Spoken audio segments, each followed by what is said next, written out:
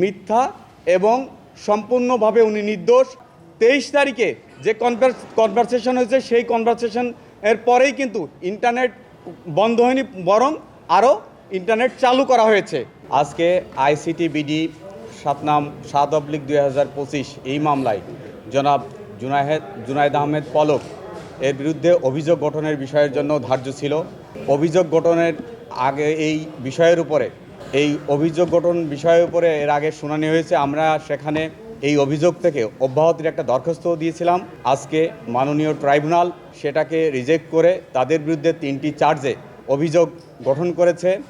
আমরা যদিও আমাদের অভিযোগে যে অব্যাহতির দরখাস্তে বলেছিলাম ওনার বিরুদ্ধে যে 3টি অভিযোগ এসেছে, যে 24 সালের 14 জুলাই থেকে 5 আগস্ট পর্যন্ত যে সমস্ত ঘটনা ঘটেছে সেই সমস্ত ঘটনার ক্ষেত্র প্রস্তুতের ক্ষেত্রে উনি ইন্টারনেট বন্ধের নির্দেশনা দিয়েছে।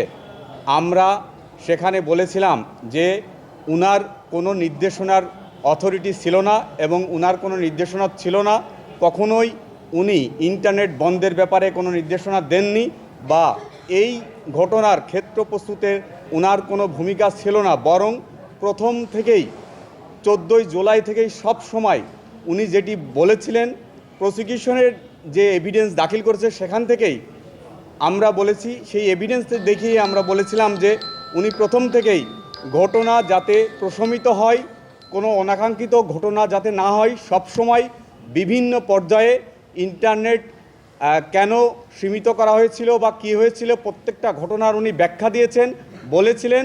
এবং কখনোই উনি চাননি যে জুলাই হত্যাকাণ্ডের ব্যাপারে, হত্যাকাণ্ড বা যে অপরাধ সংগঠনের ব্যাপারে ওনার যে অভিযোগ এসেছে সেই অভিযোগ একদমই মিথ্যা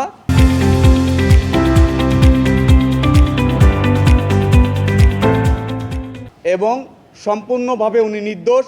উনি আজকে কোর্টে নিজেকে নির্দোষ দাবি করে ন্যায় বিচার চেয়েছে। আমরাও প্রত্যাশা করি যে আমাদের অনারেবল চিফ জাস্টিস সম্প্রতি একটা কেস, যে জাতীয় বিশ্ববিদ্যালয়ের কেসে উনি একটা শব্দ ইউজ করেছেন, what he was beautifully pen the word judiciary ট্রেনারি।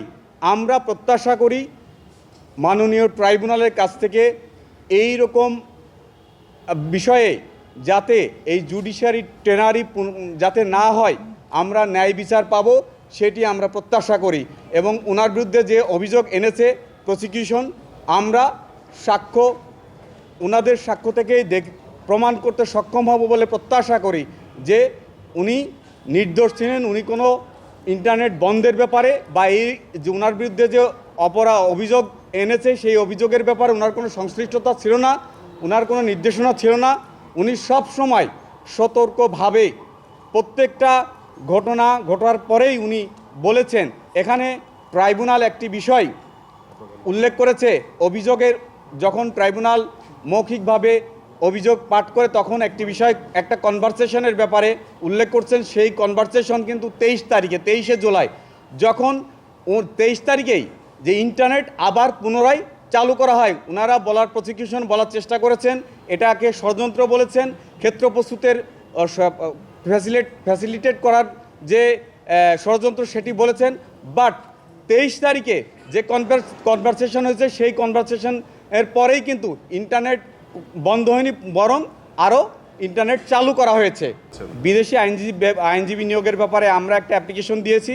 সেখানে আমরা বলেছিলাম যে যেহেতু আইসিটি ট্রাইব্যুনালের সেকশন 11(8) অনুযায়ী যদি কোনো আসামি চাই ফরেন কাউন্সিল এঙ্গেজ করতে পারে, সেই রকম একটি অ্যাপ্লিকেশন আমরা ট্রাইব্যুনালে দাখিল করেছিলাম এবং অ্যাকর্ডিংলি আমাদের দরখাস্তরা বিবেচনা করে ট্রাইব্যুনাল সেটা অ্যালাউ করেছে।